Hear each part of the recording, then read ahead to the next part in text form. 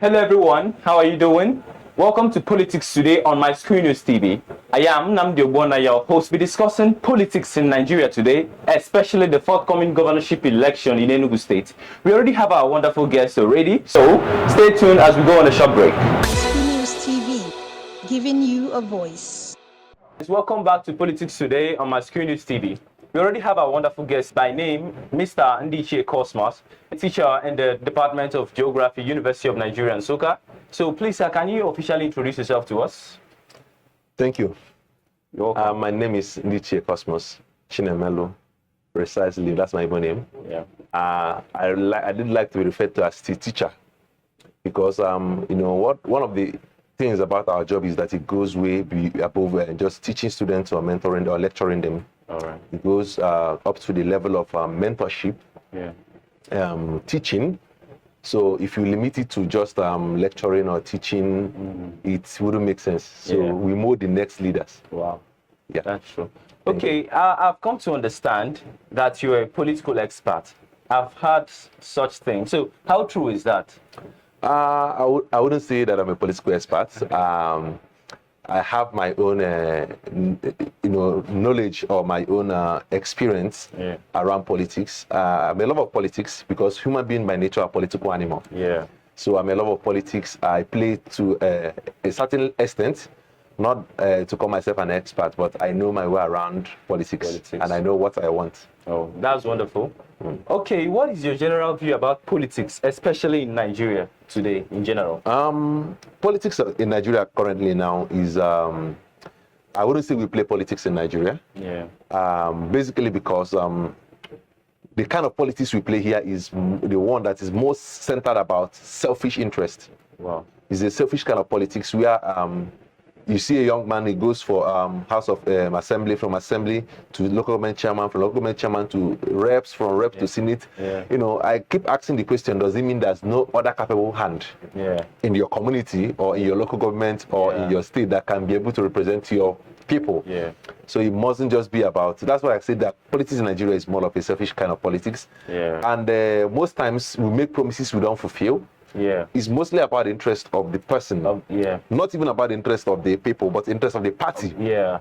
And the person who is, contesting for a particular position. So when they come to feed you, fake informations or their beautiful manifesto, this is what we plan to do for you. They don't mean it. It's just about themselves. So that's how I perceive politics in Nigeria. Yeah. Politics in Nigeria is something else because everybody is just working towards his own interests for self-aggrandizement and the rest. Yeah. Well, that's it. Okay. Nigeria, all over the world, is believed to be a democratic country. Believed? Yeah, believed to be a democratic country. What do you have to say about it? How true is this? When you talk about democracy, it has a simple definition. Government of the people. By the people and for the people. So when you look at the kind of democracy we practice here in Nigeria, you find out that now, most of those candidates or most of those political aspirants are not supported by the people. And there are people who know that have terrible characters in the society. People who know that lack competence and character in the society. And you find out that they are the ones contesting for the power. People can make such kind of choice. So it's not from the people. And it's not for the people. So it's not by the people. Definitely, so it's by themselves and for themselves. So democracy in Nigeria is a mess.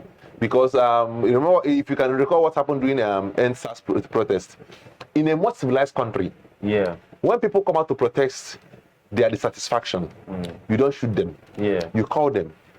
You negotiate with them. But here, they are right. No. Nigeria doesn't practice democracy. A lot of people, a lot of people were killed, slaughtered, just because of their views. And people still believe, and people are still trying to, enforce us to believe that nothing happened. And you call that democracy? No. So as far as I'm concerned, Nigeria does not practice democracy. Wow. So do you have anything to say about how do you think democracy can be restored back to Nigeria? Or transparent leadership? How do you think it can be restored to Nigeria at this point? First of all, people's opinion should stand. So people have the right to speak, and people should be able to vote.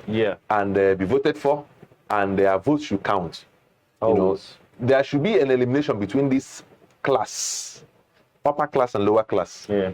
When it comes to power, when you don't have money or politics, if you don't have money, you can't back off. You back off. You can't attain to a particular certain level. Yeah. You know, and the issue of restoring democracy goes down to the roots. Like I keep saying every time, the problem of Nigeria is not entirely the leader. We that they are leading are stubborn. We don't abide by the law.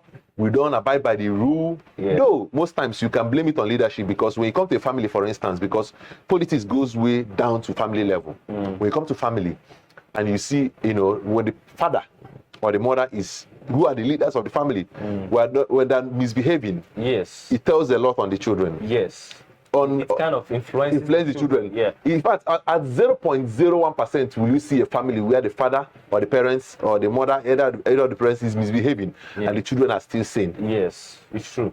So whenever you see such kind of family, you are going to see a family of disaster. Because family is the basic root of the society. Exactly. When the family is good, when the children are well trained, the society becomes good. Yeah, exactly. Because there's a normal saying, I don't know. There's a normal saying in Igbo, and I'm going to say it and translate it to English. It's a mindset of our people. Kama nkịta onye ọzọ ga-atagbu nkem, kama ka nkem tagbu nke onye ọzọ, ka nkwụ ụgwọ. Like, instead of somebody's dog to kill my own dog, it's better for my own dog to kill another person's dog. So I will go and pay. So what happens to our dogs not killing each other? What happens to controlling or training your dog not to kill the next dog? So that's the kind of mindset we have imbibed amongst us in our society. Your child comes back from school, he complains to you, Daddy, this my classmate beats me or fights me. The next advice you're going to give your child is that make sure you beat him the next day. Why did you fight back? Why did you fight back? Why did you beat him? If you come back here the next day and tell me that this guy beats you, I'm going to beat you. Such kind of thing, So why not draw your child and let your child know that peace is all we need. Peace and love. We can live together. And you know, there's something that happens mostly in Nigeria politics when it comes to Nigeria is made up of diverse, various tribes, ethnic groups, and other things. Other than the three major ethnic groups, which is Hausa, Igbo, and Yoruba, and Fulani, they call it Hausa Fulani sometimes. Nigeria is made up of diverse ethnic groups. And you find out that whenever we start doing politics, we find out these politicians now start bringing the issue of sentiments. They start bringing the issue of tribe, ethnic group, just to divide us. It's true. You see why I'm telling you that the major problem is not our politicians. So somehow it's not. I give it to them; they have their own problem. But we, as a person, we are not even ready to adopt democracy. We are not ready. So the citizens should abide by the rules of the country. We should try and be good, obedient to the laws before we start blaming the leaders. Exactly. You can't start blaming the leader when you have not played your own part. The citizens are corrupt in Nigeria. On my own view, the citizens are very corrupt, and the leaders too. Because Nigeria is kind of oligarchic in nature. Our leaders, they do things just to benefit themselves. Personal interest. You find someone leading or governing a particular state for 4 years, sometimes 8 years, and there is no reasonable achievement. So it's and the person will still. We even go on to support them. We even go on to support them. We say that politics is a game of interest. What interest? And you find out that if I'm elected the local government chairman of my people, and I serve them for the next 4 years or 2 years, or probably I'm a House of Rep and I serve them for the next 4 years, if I come back after doing or executing my manifesto or my projects and I come back broke, it's the same my people who I'm working for. We in turn say, he went to house for 4 years, he didn't bring back anything. But am I supposed to bring back something from the house? Or am I going there to work for the people? So you see our mindsets. We need to do a lot of things about the way we reason, the way we think, the way we, the way we even reason when it comes to politics and rule of law. There's a lot of things wrong with our mental state in Nigeria currently. It's true. Because sometimes I wonder, how would someone want to lead a country or govern a state that doesn't want him? It's so obvious that the people, they don't want you, but you're forcing yourself on them. And you call it democracy. So Nigeria, I don't believe, practices pure democracy. Of course, we don't think. Let's not talk about democracy in Nigeria. It's a mess. Okay. About the, in Enugu State, Yeah. the governorship election is forthcoming. It's happening this coming Saturday. So how do you visualize this election? How do you think it's going to be? Do you see it? How do you visualize it in your mind? Do you think it's going to be to go well? Well, the issue of politics or election going well is not about the politician. It's about me and you. If you look at the political settings of Nigeria and the activities of politics in Nigeria, especially when it comes to election, the people who carry guns and who instigate violence are not the politicians, nor their son, nor their daughters, nor their children. It's people like me and you who have personal interest in what they're benefiting and not the common interest. Yeah, but most of the time, these thoughts are sponsored by the politicians. So must you take money to incite violence? Yeah. Can't you say no? Yeah. You remember that just this past presidential election that just happened. Yeah. When we started this everybody started this obedience movement. Yeah. Our slogan was, "We know they give shishi." Yeah. And we found out that people was able to work for a candidate, a credible candidate, without expecting a penny. Yes, and they were doing it wholeheartedly. With joy. I remember most times I pass through checking points and I will see military guys and I'll be like, how are you doing? How is work? They say it's fine. I say, are you obedient? They will say, yes. One even brought out his phone and said, I'm obedient. Showed me the picture of his wallpaper. It was Obi. I dipped my hand in my pocket and gave him 1,000 naira. Peter is not giving me anything. Yes. But, they just doing it for the love of the country. The love of the country, exactly. Because you know that the man is credible. He's what we want. Yeah. In a democratic system of government, this is the man we want. Yes. But it's not the man we are getting. Yes. In Nigeria, the citizens do not decide what happens. So what are you telling me about democracy? Literally, it's the electoral body that decides that has the final say in Nigeria, exactly. Which is extremely wrong. They expect us to go out and vote when after everything they don't give us what we voted for. They don't give us our required result. Just like I said earlier, that the problem of the Nigeria is not basically on the leaders. Yeah. Now you are a rank officer, you are an ENEC officer, you are a returning officer, you are the part of the staff and crew of INEC. You are a corps member.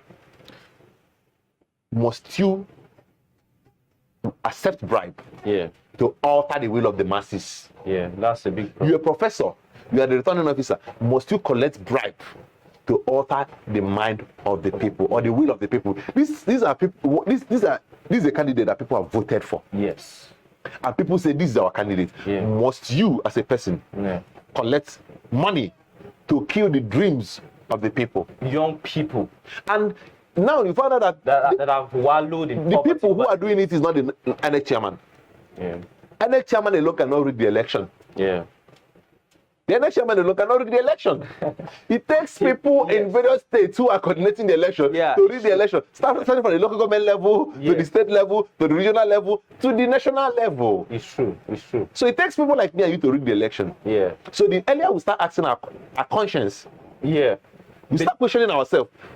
Listen to our conscience. What do we really want? Yeah. Are we not tired of collecting penny just to sell our souls? Yeah. No matter what they give you today, if I give you 2 million naira today to rig this election, it will be gone. In less than 1 year, you don't have the 2 million. Yeah. And you're going to suffer the next 8 years. Yes.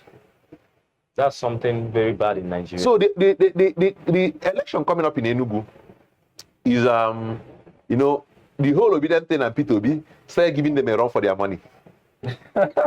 Before, people will sit down at home and now they will say, no problem, we'll vote. Yes. At the end, we have it our way. Yeah. But now people see that the youth are awoken. Yeah. And this particular election, this year's election, is determined strongly by the youth because we make up 79% of the entire voting population. Yes. So it's who we say will rule us. Yeah. And it's who we say is credible enough for us, that is credible enough for us. Yeah. And I remember that something that P2B said in his interview at Arise TV the other day. Yeah. He was like, if the competent candidate is not in labor, go for the party. Don't go for labor. Yes. Because the most important thing is the person, not the party, not the political party. Exactly what I try to explain to you these days. Yeah. We are shouting labor, obedient. Now, the next election is coming. Remember what happened during 2015? We spoke about APC. Change. Everybody diverted to APC. What happened? The change actually happened, Sha. The change happened. Change can be positive, a very terrible change. Negative. A very terrible change. So now we talk about the labor movement. Yeah. The movement of obedience is not a labor movement. Yeah. The obedient movement is a work movement that we now ask questions. We hold our politicians accountable for what they do. Yeah. That is the movement of obedience. Yes. So we don't just vote you because you are in Labour or you are in PDP. If you like be in CWO, be in choir, we are going to vote you wherever you are. Yeah. So long as you are competent. That is what we are looking at. That's the most important thing. Yeah. So the bit, when we go, for instance, now, we have 4 candidates contesting in Enugu. Yeah. Have the APC, have the PDP, we have the Labour, and we have the APOGA. Yeah. Now we are going to look at the candidate and examine them one after the other. I hear people saying a lot of things. Yes. Like I was with someone the other day, he was saying, like someone like Peter Mba, who is from PDP, the guy is competent and capable, but the problem is that he's in PDP. What kind of thing is that? And I started questioning the mindset of the person. Yes. Because to me, when it comes to politics, I always tell people, politics is not an employment. You see a lot of persons, when they bring out their profile, they say this man is worth how many millions, trillion, billions, he owns this, he owns that. Yeah. Occupation, politicians. Politics is not occupation. It's not a business. You are called to serve, to lead. Yes. And this same thing happens at every level of government, even from the family to the church leader, to the parish priest, to the school leader, to the HOD, to the dean, to the VC, to the local government chairman, to the assemblies. At every point, we will have people seated together. Even in the Omona meeting, the kindred meeting, people are looking to loot. Yes. People are looking to, disenfranchise. Yeah. People are looking to disintegrate. Yeah. Bring people to your own corner. These ones are not for me. They should go. In every level. I keep asking this question.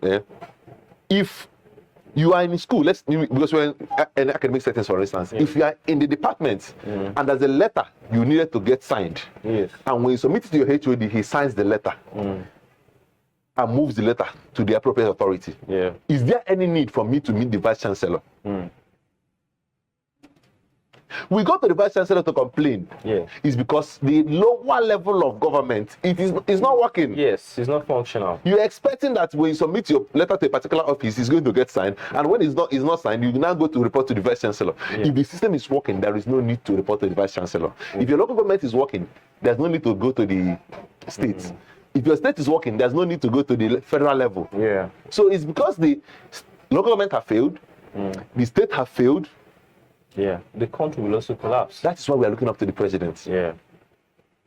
So consider, how do you think the INEC is going to go about this for this forthcoming governorship election? Well, they told us that they are reconfiguring beavers for better efficiency. We are watching. Yeah. Because when we asked them before election, they told us that beavers was ready. Yes. All of a sudden, beavers was not ready. Yeah. Not that beavers was not ready, but they know how they manipulated beavers. There was delay in the calling of the results. Not just delay. After the election, I was at my polling unit. I coordinated my polling units where I voted. Yeah. We uploaded House of Rep. It went through. Senate. It went through. Presidency refused to go through. Yes. So the problem of beavers is not the network, it's not the machine. It's not general. It's human factor. Yes. It's human factor, the person who is manning that machine. Yeah. In some polling units, some people refuse to upload the results, say they must get to the office, that the network is not going. Even people were offering their Wi-Fi, their hotspot to even generator. I saw a video of a man going to his house, bring generator so that they can be able to do their work. Yes. People were willing to sacrifice for you to work, but you refuse. You are not going to work because you rather take care of your pockets than the cries of the common Nigerians who are suffering because of hardship and poor leadership. So, for instance, in Enugu, just like what I was saying, I said that if politics is not an occupation, for me, who is a credible candidate for me? That candidate who have run his own professional business or his personal business successfully over the years. Yeah. And I see how he does something, that's how he's going to do other things. They say how you do little things is how you do greater things. Yes. So how the guy has managed his business is what I believe he can be able to manage the state. And most of them, if you look at them, their net worth is even bigger than the 8 years budget of the entire state. Yeah. But when you see a man who is hungry, who is coming for power, who is not credible. Yeah. First of all, he's going to feed. Yes, now. He's going to build house for his mother. Yeah. For his father. At least for his generation. At least to occupy some things for himself. Exactly. He's going to save enough money so he will not go hungry again. Yeah, before he now start looking at what he can do for the people. Yeah. So I'm not saying that any candidate is hungry in the upcoming election, though. Yeah. But I'm telling you that when you look at credibility, a man who have served, you know the best decision to make. Yes. To me, politician is not an occupation. Yes. And if your source of wealth is politics, then you have to answer some questions. You have to be patient, really. You need to be, source of wealth should be a business you have run over the years, or you're a civil servant, we know this is what you have done, you have worked for United Nations for over the years, your salary is such amount, and you have a side hustle, a farm or a business that you have grown over the years. These are things I look at. Okay. So, you know, in this forthcoming governorship election in Enugu State, we have three basic, or let's say, more major prominent major candidates. One from APGA, that's Mr. Frank Weke. From Labour Party, and from PDP, Barrister Pitamba. Yes. Which candidate do you think has the highest chances of winning this election, and why do you think so? You know, we quite all right. We have started this obedient movement. Yeah. But unlike the Nigerians I expect, it's not turning into a zombie movement. Yeah. I'm not trying to insult anybody. Yes. But it's not turning into a zombie movement. What I mean by a zombie movement is they no longer look at. You no longer examine people. Yes. The question that Peter told us, Peter said, ask for the character, competence. Yes, not the party. Not the party. That's what he said when he started his election. And he kept on repeating it, competence, the three C's. Yeah. Commitment, character, and competence. Now we have left the movement. It's now LP top to bottom.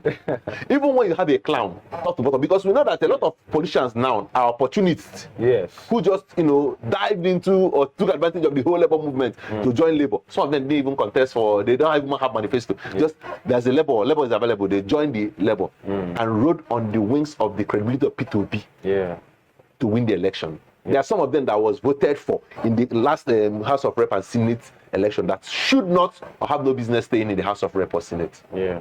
And we know. But because of the obedience movement, now we have made the mistake in the first movement. Yes. Let's retrace our step in this current governorship election. Yeah. Because these ones are representing us at federal level, but who is with us at the state level? Yeah. And that is where our interest should be. Yeah. So we have made the mistake in the federal level and we voted everybody. Now let's look at character. So to me, based on the obedient movement, though people are now being woke because for instance, the PDP candidate, he never saw what was coming. Yeah. It was after the presidential election. Yes. Now it's not coming down to people, the individuals, the masses. Yes. House to house. Yeah. Door to door for campaign. And people are now being able to see the manifesto, what he has to offer for people, to people, what he's offering to people. That's what we are seeing now. So I think when it comes to chances of winning, based on capacity and competence, I will give it to Pitamba. But if we are going to do our movement without looking at the character of the people, it might go to Labour. But for me, I have a strong conviction that it will go to Pitamba because he has the competence and character. Well, why do you think so? A man who has managed his business successfully and is a billionaire. What are you talking about now? If he's not principled and disciplined, he wouldn't have been able to manage a business. But then, I don't think managing your business is a way, like you being a good manager of something, of a particular business, is a way of determining your character. You feel like because he has managed his business well over the years, he can manage the people, govern the people well. Let me come in here. When it comes, I love startups. But I'm a startup expert. I talk to people about startups and I help people start up their company. So that's one of the things we look at when we talk about CEO. We look about leadership. That's why a lot of them go for leadership training. So for every leader who can be able to manage a company, you must have one thing, an attribute: leadership. And how you manage your staff, despite the dynamics, the tribe, the age, the background and everything, how you manage your staff goes a long way to tell how you manage people. Like, for instance, the Labour Party candidates have been in the government since 1999. Mr. Chijioke Edoga. Exactly, since 1999 till date. From local men chairman to reps to commissioners and all that, or whatnot. So I want to look at his achievements. A child who was born 1999 is a graduate by now. Yeah. So what's your achievement for the past years you've been in politics? Don't forget that all these candidates are PDP. One. The four candidates are PDP. Yes. It's just because they couldn't get tickets in PDP. That's why they had to become to other party. Yes. Secondly, all the candidates served Chimaroke. In fact, Peter Mba is the least serving list of them. Is the least serving principal during Chimaroke time. I think he was second tenor Chimaroke 4 years, less than 4 years. He served less than 4 years. Edoga served 8 years. Wow. Frank Weke served. And Edoga served the immediate past governor, Buruburu, which is Ifan Yubuani. Yes. Served him. So what is the achievement? But now let's look at Peter Mba and his achievements when he raised triple the Enugu State GDP.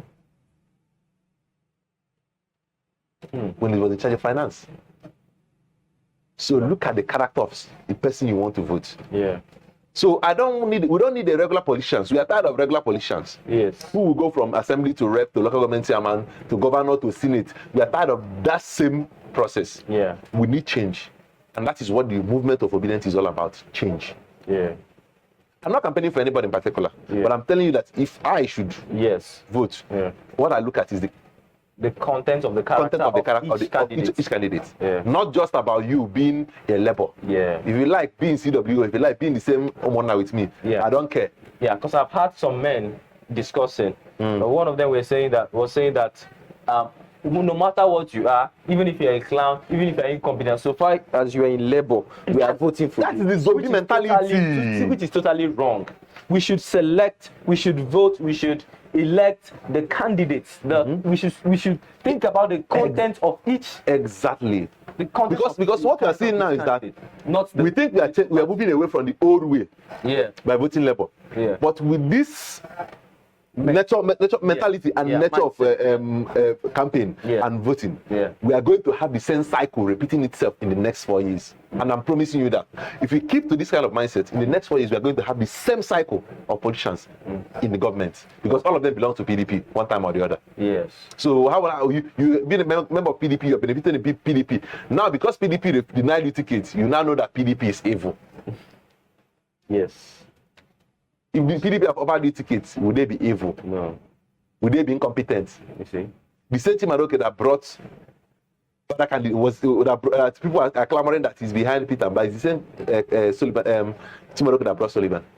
That we are all applauding that Sullivan did well for Enugu. It's about the character of the person. Yes. Not about where he's coming from. Yeah. If he's coming from APC and the president is in APC, go for APC. Yeah. If the best candidate is from Apuga, go for Apuga. If it's from PDP, then go for PDP. Why labor? We end up shooting ourselves on the leg. Yeah. By Saturday. Yeah. If you don't have a rethink before voting. Yeah. I actually think our listeners out there should critically think. We keep emphasizing this. Critically think about the candidates, not the political party. But if you feel that the person that is more competent belongs to a particular political party, you can just go ahead and vote for the person.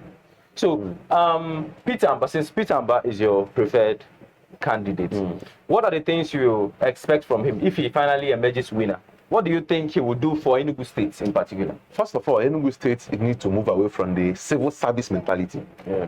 We mentioned Enugu, they will say Enugu is a place for civil servants. There is no money in Enugu. Enugu should grow beyond being a civil servant environment. Yeah. Enugu, for instance, can be a civil service environment. But look at places like Oba and other areas at Enugu where we have commercial activities going on. Yeah. We should have a serious commercial hub going on in Enugu here. Take, for instance, in Anambra. In Anambra, we have 4 cities where you can grow up, exist, die without having to go to the next city and still be a millionaire. You can live in Oka all your life. You can live in Onitsha all your life. You can live in Nnewi all your life. You can live in Ekulobia all your life. Yeah. These are 4 major cities, and they are all CBDs. So what I expect from Peter Mba is The same thing I expected from the previous administration. Open up more central business districts around the Enugu state. Open up more hubs around the Enugu state. Attract more industries. So, for instance, one student is on holiday, everybody's crying. Yeah. The economy is going down. Whenever students are on holiday, they go hungry. Yes. So if we can develop this environment to the extent where we have more population, that even that during holidays, students might not even want to go home because they have places to work and earn. Yeah. You find out that the Nsukka economy is going to be thriving, it's going to grow above what we have now. Yes. So I'm expecting that he's going to open up more hub. He's an industrialist. Yeah. He's going to open more industries. He's going to attract more, more parastatals, United Nations organizations, and agencies that are going to come here and reside in Enugu and also help develop Enugu. Okay. That's something I've always believed, and that is one of the things that you will learn in course of studying geography. There are factors or things that attracts development. Yeah. Once you place them, development comes. Yeah. But if they're not there, nobody is coming. Yeah. And everything will keep degrading. That's why they call it the central business district. There must be an attraction point in a city. And as Enugu is now, I'm sorry, other than having to live in a place like Enugu where you eat good food, abacha, and good palm wine, I don't think there's more attractions here. Yeah. And that is what we need. Okay. We have mineral resources other than oil. Yeah, like we have coal. Our slogan is coal city state. Now we have oil too here. What happened to being an oil state? What happened to developing tank farms and oil related factories here? Because there's a factories that make use of these raw materials, coal and the rest of them. Why can't we attract them there here? What happened to tourism? Because Nsukka is a perfect environment for tourism. What happens to tourism? Okay, again, there is this state, there is a state of insecurity in Nigeria, in particular in Enugu state. Hunger. Insecurity particularly. Like we have issues of kidnappers, hunger, and all that. How do you think Peter Mba, if elected, or any other candidate when elected, how do you think the person will be able to tackle this issue? I'm going to give you an instance with Anambra State. What happened? First term of His Excellency Governor William Obiano. The first time when he came in, we had a lot of crises like that in Opiweke, in Onitsha, and other environs, where we have talks, disturbing, agurus. Now, there's something the man did. He created a farming and agricultural system in Aguleri, Otu area. So what he was doing is that he employed a lot of security agencies that once they catch you doing illegal acts, smoking, gambling on the streets, robbing, they don't just send you to prison. They pick you up and they send you to the rice farm. To the rice farm. So in the next 6 months, you are going to be cultivating rice instead of being in prison. And by the time you are done, you are going to learn how to plant rice, harvest rice, market rice, process rice. But do you think that is a good technique? Because then, so by the time you are done, what I'm saying is that you are going to take these people off the streets and not just put them in the prison, but put them where they become productive. So one of the major causes of crime, increase in crime rate, is hunger. Yes, and lack of jobs. Lack of jobs and hunger. So now people don't have jobs, people are hungry. They must survive. So they are going to steal, kidnap, rob, and do all manner of crime. But if people are eating, employed, and the economy is stable, I wouldn't have the need to go and rob you unless I'm a psycho. You understand? It could only have been greed that will not lead me to robbing you, and not just because I'm hungry. Now people rob because they're hungry. You can put a pot of soup on fire and decide to go and spread your clothes. By the time you are coming back, you will not see a pot of soup. People are hungry. People want to eat. People must survive.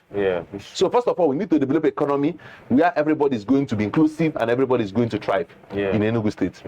If Peter Mba can be able to achieve it, I think he is going to address security issues in Enugu. Okay. As regards some other social amenities like healthcare, manufacturing of roads and boreholes and the rest of them, how do you think any of the candidates, not just Peter Mba, is in specific, but any of the candidates, if elected, how do you think this person should what do you think the person should do as regards the social amenities?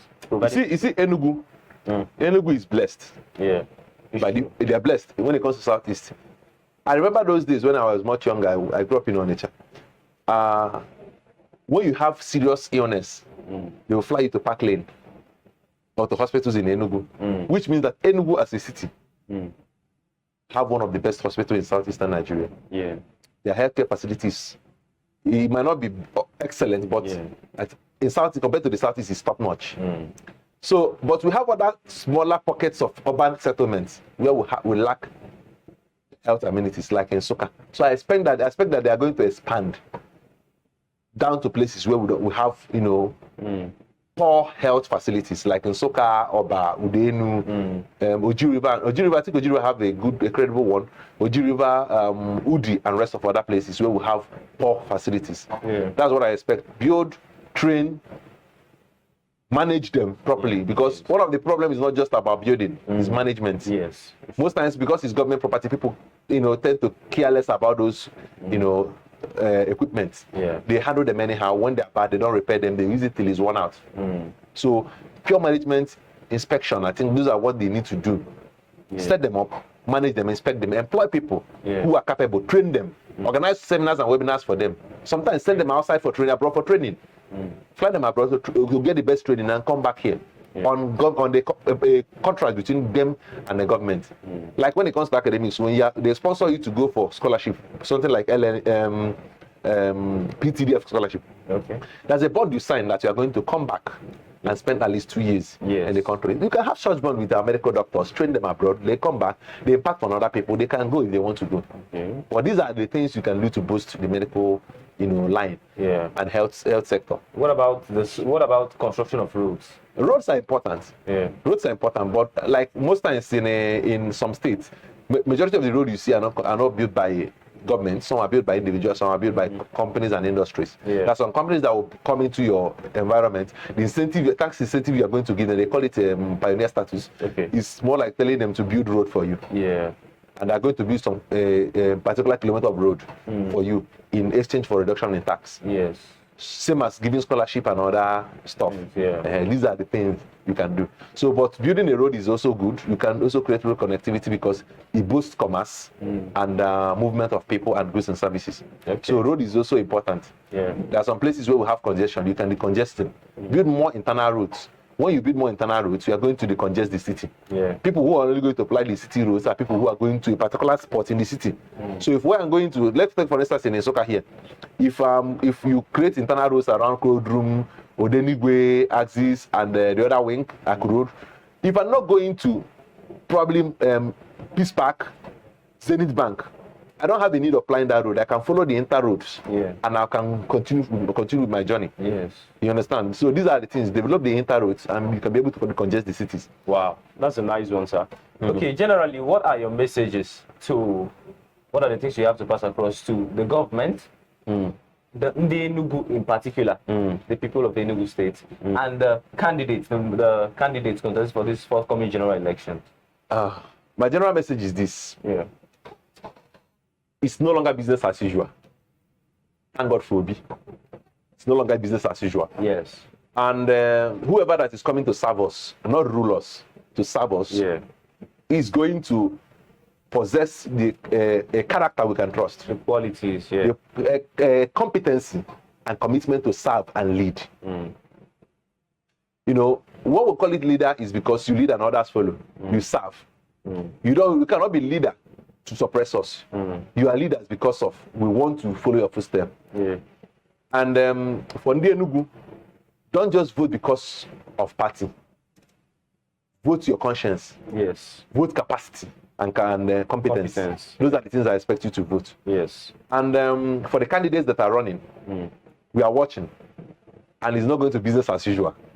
So when we vote you and you show incompetence, if you don't go by impeachment, we'll wait for you after 4 years, we can still vote you out. So we plead with you. Whatever promise you have made, whatever thing you have said in your manifesto, make sure you keep to it. So God bless everybody. God bless Enugu State. God bless our governorship aspirants. God bless the indigenes. We the indigenes, we need the blessings too. Okay, something quite funny. Early this morning, I got a message from INEC or something, reminding me of the governorship election coming this Saturday. Yeah. It's telling me to vote. Do you think I should vote when my vote, I'm not sure it's counted in the one we had for the presidential election?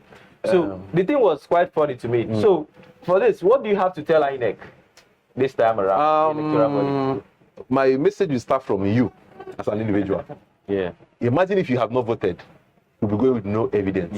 Yes. So when you don't vote, you leave more loopholes for people to rig the election. Yes. So you need to cast your vote and make it very difficult for them to rig the election. Yeah. So despite what INEC have done, we plead on INEC to please consider your conscience. Understand that this is the future of the Nigerian. Of an average Nigerian, this is our future, our generation. Yes. You might think it's not affecting you now, but you don't know. Tomorrow it might affect your mother, your sibling, your cousin, your niece, your nephew, your great-great-grandchildren. The world is so beautiful that it's a globe. Yes. And it keeps rotating. If you decide to puncture your own region because it's almost getting across to you, yes, and because you want to affect the next man, don't forget that the world will still rotate round. It will come back to you. And it will come back. It doesn't meet you. It meets your child. It meets your wife. It meets your cousin. It must meet somebody who is close to you. Yes. And it's definitely come back. They say what goes around comes around. Yeah. And that is karma. Yeah. So please, INEC, look at your conscience. Look at heed to the cry of millions of Nigerians who are asking for a free and fair election.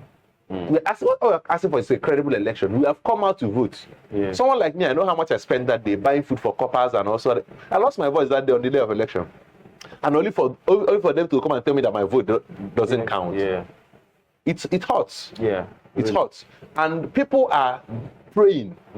People are, a lot of people's lives have been lost since after the election. I saw one guy from one of the northern states who committed suicide because he said Obi was his only hope. So lives are being lost because of your actions and inactions. Yes. So please, INEC, consider the cry of Nigerians and give us a credible election. That's all we're asking for. Yeah. We're not asking for you to give us share money. Yeah. Credible election. That is what we're asking from INEC. Yeah. Credible election. Yeah. Thank you so much, Mr. Cosmos, for that. We appreciate your comment. Thank you. We have heard the listeners. We should all go out in mass on Saturday, cast our votes to our preferred candidates, and everything will be okay by the grace of God. INEC should listen to our cry, listen to the cries of millions of Nigerians. Thank you so much for joining us today. Have a lovely day. Yeah, thank you.